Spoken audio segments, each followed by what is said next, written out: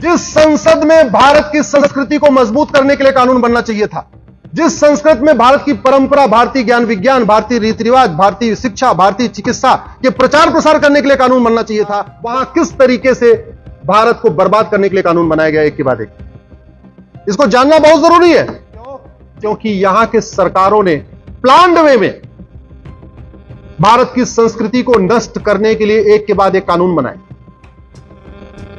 यह भगवान का आशीर्वाद है कि 2014 में एक सरकार आई जो धीरे धीरे धीरे धीरे चीजों को बदल रही है। नहीं तो एक के बाद एक भारत की चिकित्सा व्यवस्था को बर्बाद करने के लिए नेहरू ने 1954 में कानून बनाया, और कानून बना के जिन बीमारियों का इलाज चरक संहिता में लिखा है, सुश्रुत संहिता में लिखा है, माधवकर संहिता में लिखा है, सारंगधर संहिता में लिखा है, भाव प्रकाश संहिता में लिखा है, उन बीमारियों के इलाज को पब्लिसाइज करने पे अपराध बना दिया। इसका मतलब जो आयुर्वेद के डॉक्टर हैं, जो चरक संहिता पढ़ते हैं, भाव प्रकाश संहिता पढ़ते हैं, महर्षि पतंजलि का योग सूत्र पढ़ते हैं, अगर वो पब्लिकली कहें कि हां हम इसका गारंटी के साथ इलाज करते हैं, तो उनको लीगल नोटिस चली जाएगी 1954 के कानून के कारण। पूरी लड़ाई वंदे मातरम पे हुई। 1971 में इंदिरा जी ने कानून बना के वंदे मातरम को सेकंड क्लास तक कर दिया। उस कानून को मैंने चैलेंज किया हुआ है। 1984 में हम सब, हमारे परिवार के लोगों ने एक स्पष्ट जनादेश दिया, 404 सीट दिया। अगले साल 1985 में राजीव गांधी ने एक कानून बना के सारे के सारे घुसपैठियों को बसाने का इंतजाम कर दिया। सिटीजनशिप एक्ट में सेक्शन 6 से जोड़ दिया। पूरे भारत के लिए सिटीजनशिप की कट ऑफ डेट 1947 है। असम के लिए उन्होंने कट ऑफ डेट 71 कर दिया। उसको हम लोगों ने चैलेंज किया है। अभी 7 नवंबर से उसकी 5 जजों की सुनवाई शुरू करेगी। आप जरा सोचिए, घुसपैठियों को निकालने की बजाय घुसपैठियों को बसाने के लिए कानून बनाया गया। योग प्राणायाम नेचुरोपैथी को बढ़ाने की बजाय योग प्राणायाम नेचुरोपैथी को खत्म करने के लिए कानून बनाया गया।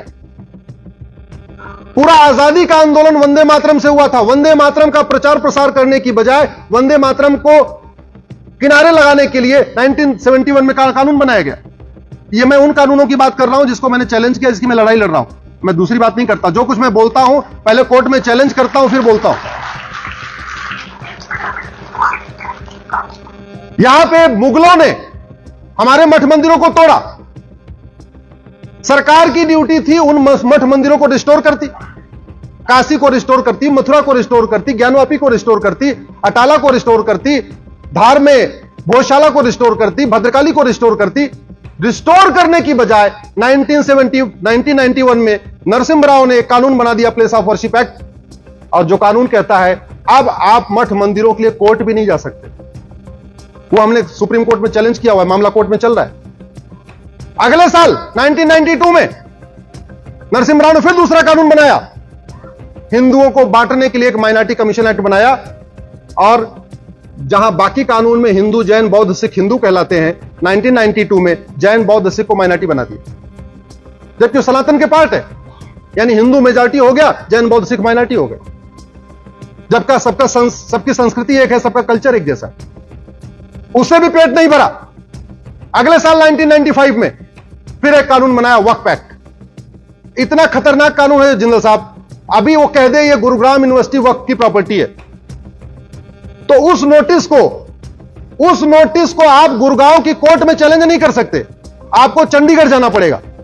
और चलो गुरुग्राम यूनिवर्सिटी वाले तो ठीक है, समझदार हैं, चले जाएंगे, 200 किलोमीटर दूर चले जाएंगे। वो झबुआ से आदिवासी भोपाल कैसे जाएगा जो 700 किलोमीटर पड़ता है?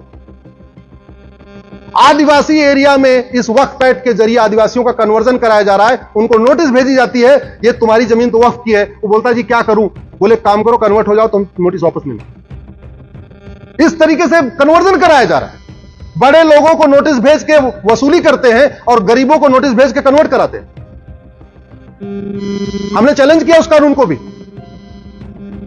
2010 में नक्सलियों को, माओवादियों को, देश विरोधियों को, जासूसों को, गद्दारों को फंडिंग कराने के लिए कानून बना दिया कि विदेशों से फंडिंग होती रहे।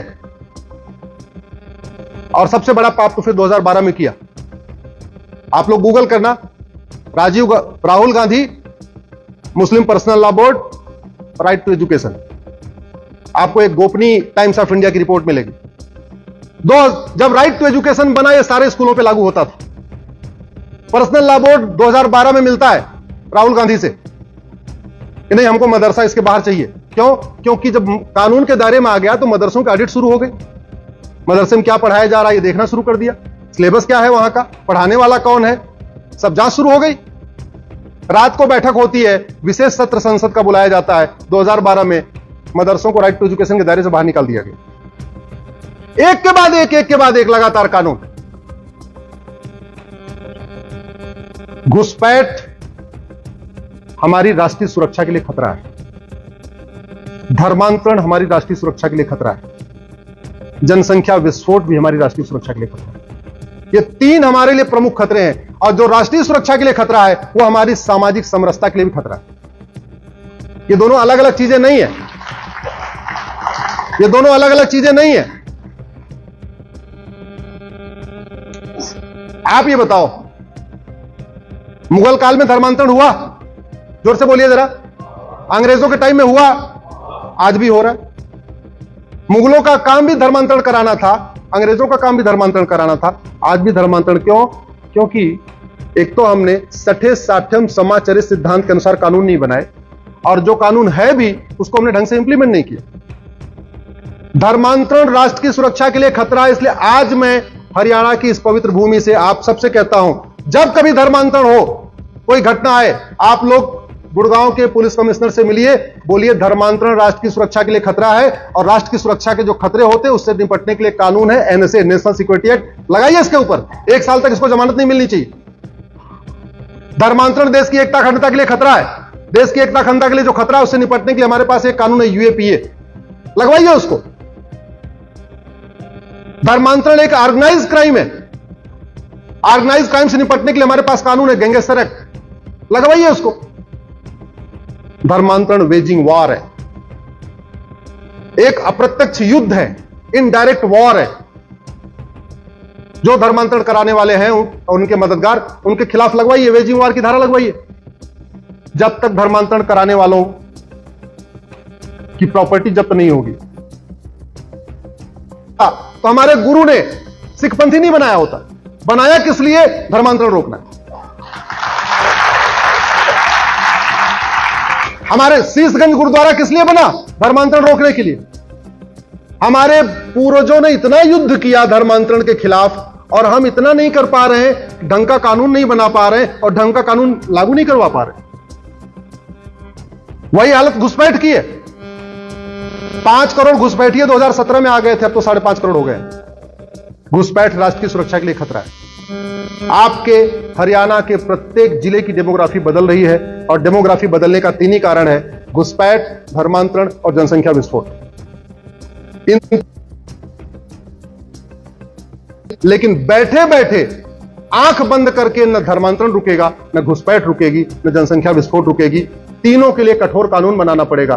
कानून का राज है, तलवार से आप रोक नहीं सकते। तलवार से तलवार निकालेंगे, धर्मांतरण खिलाफ आपके खिलाफ मुकदमा हो जाएगा। तलवार निकालेंगे, घुसपैठ खिलाफ आपके खिलाफ मुकदमा हो जाएगा।